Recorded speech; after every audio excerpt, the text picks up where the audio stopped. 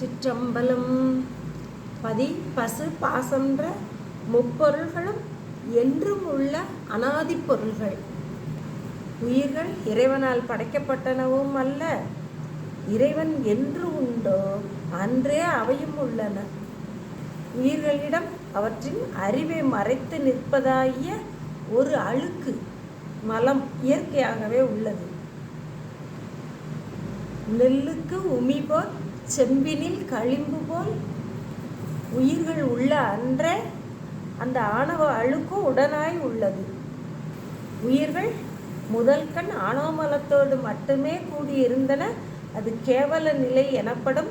அந்த நிலையில் உயிர்கள் அறிவும் செயலும் இன்றி தான் ஒரு பொருள் உள்ளது என்றும் எண்ணும், தான் உயிர் என்ற ஒரு பொருள் என்ற அறிவுமின்றி முழு அறியாமையில் மூழ்கி கிடந்தன.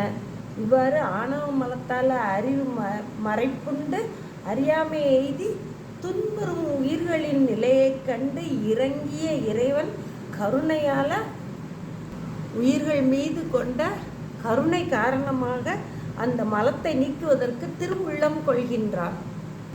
அதன் பொருட்டு அவ்வுயிர்களை உலக வாழ்வில் செலுத்துகின்றான்.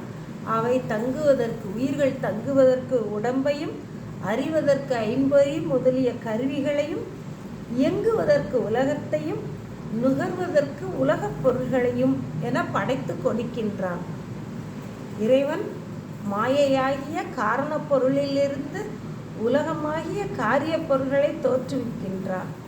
அதுவே தனு, கரணம், புவனம், போகம் என 4 வகையாய். தனு என்பது உடம்பு, கரணம் என்பது மனம் முதலிய உட்கருவிகள், புவனம் என்பது உடம்பு இயங்குவதற்குரிய நிலம், போகம் என்பது நிலத்தில் காணப்படும் நுகர்ச்சி பொருள்கள்.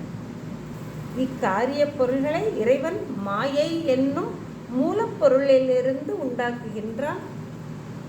ஆணவ மலத்தோடு மட்டும் கூடியிருந்த உயிர்கள் இப்பொழுது மாயையோடு கூடி மாயா காரியங்களாகிய தனு, கரண, புவன, போகங்களோடு கூடி சிற்றறிவும் சிறு தொழிலும் உடையவனாக முழு அறியாமையிலிருந்து நீங்கி ஓரளவு அறிவு விளக்கம் பெற்று தம்முடைய மனம், மொழி, மெய்களினால் நல்லனவும் தீயனவும் ஆகிய செயல்களை செய்கின்றன. அவையே கண்மம் எனப்படும். முதலில் உயிர்கள் ஆணவம்ன்ற ஒரு மலத்தோடு ஒரு கட்டுடன் இருந்தன. அந்த கட்டினை நீக்குவதற்காக மாயை கண்மம்ன்ற 2 கட்டுகளை சேர்க்கின்றான். கருணை காரணமாக இறைவன் அவிழ்ப்பதற்கு அரிய கட்டாக இருந்தால் அந்த அக்கட்டினை அவிழ்ப்பதற்கு அதனை காட்டிலும் இறுக்கமான மற்றொரு கட்டினை போடுவதுதான் அந்த முதல் கட்டு நெகிழ்வதற்குரிய வழி. அதுபோல ஆணவமல கட்டினை நெகிழ்விப்பதற்காக இறைவன் மாயை கண்மம்ன்ற 2 கட்டுகளை எதுகின்றான். ஆணவம் என்பது அழுக்கு, உயிர் குற்றம். நாம் நம் ஆடைகளில் உள்ள அழுக்கை நீக்குவதற்காக சோப்புக்கட்டியை வைத்து தேய்க்கின்றோம். சோப்புக்கட்டி, உவர், மண் இதெல்லாம் வைத்து தேய்த்தாலும் அதுவும் அழுக்குதான். அந்த அழுக்கு ஆடையில் உள்ள அழுக்கை நீக்க உதவுகின்றது. அதுபோல உயிரில் உள்ள அறியாமைன்ற அந்த ஆணவ அழுக்கை நீக்குவதற்காக மாயை கண்மம்ன்ற அழுக்குகள் உதவுகின்றன, மலங்கள் உதவுகின்றன. உயிர் ஆணவ மலத்தோடு மட்டும் கிடக்கும் முழு அறியாமையில் கிடக்கும் நிலை கேவல நிலை எனப்படும். கேவலம் என்றால் தனித்த நிலை. உயிர் ஆணவத்தோடு தனித்து நிற்கும் நிலை. அறிவு, இச்சை, செயல் வெளிப்படாமல் அறியாமையே வடிவமாக நிற்கும் நிலை. மாயை வினைகளெல்லாம் இன்னும் கூட்டப்படாத நிலை, பெரும் துன்ப நிலை. இறைவன் உயிர்கள் மேல் கொண்ட கருணை காரணமாக தனு, கரண, புவன, போகங்கள் கூட்டப்பட்ட நிலை சகல நிலை எனப்படும்.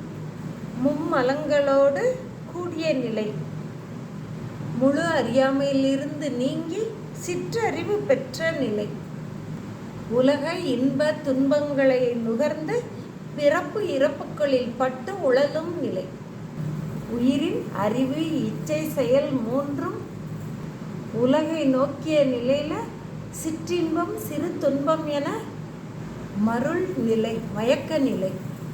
மாயை விளக்கு ஒளி போல நின்று ஆணவ மல இருளை சிறிது நீக்கி உயிருக்கு அறிவு விளக்கம் தருபவை. இருளில் கிடந்த ஆன்மாவுக்கு மாயையின் காரியங்கள் விளக்கு போல, கை விளக்கு போல விளக்கம் தந்தாலும் இம்மும்மலங்களும் ஆன்மாவை விட்டு நீங்கக்கூடியவையே. திருச்சிற்றம்பலம்.